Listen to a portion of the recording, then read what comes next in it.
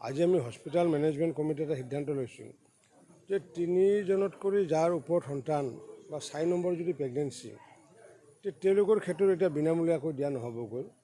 কাৰণ কিয়, যিহেতু চৰকাৰে কৈছে ফেমিলি প্লেনিঙৰ কথা কৈছে, আৰু ফেমিলি প্লেনিঙৰ কথা কোৱাৰ পিছত যদি আমি 6 নম্বৰ 7 নম্বৰ বাচ্চাকো যদি আমি ফ্ৰী যদি দিওঁ, তেতিয়াহ'লে আমি ৰিভাৰ্ছ ওলোটা কাম কৰি থকা যেন হ'ব।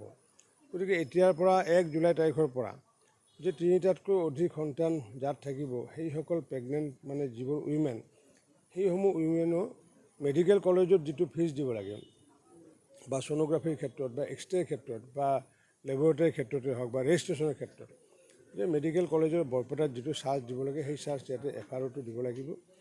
আৰু মই এইটো আহ্বান জনাইছোঁ, এইটো আমাৰ স্বাস্থ্য বিভাগৰ মন্ত্ৰী অশোক সিংহাল ডাঙৰীয়াৰ লগতে স্বাস্থ্য বিভাগক মই আহ্বান জনাইছোঁ। আচলতে সমগ্ৰ অসমত এই নিয়মটো প্ৰৱৰ্তন হ'ব লাগে। কাৰণ 3গৰাকীকৈ যেতিয়া 3টা সন্তানলৈ আমি যেতিয়া চৰকাৰে ফ্ৰী দিওঁ, তাৰ 4 নম্বৰ সন্তান প্ৰেগনেঞ্চিত যদি এইবোৰ যদি ফ্ৰী দিয়া হয়, তেতিয়াহ'লে তেওঁলোকক আচলতে উৎসাহিত কৰাহে হয়। গতিকে অসমৰ আন হস্পিটেল ক্ষেত্ৰতো এইটো আচলতে বন্ধ হ'ব লাগে।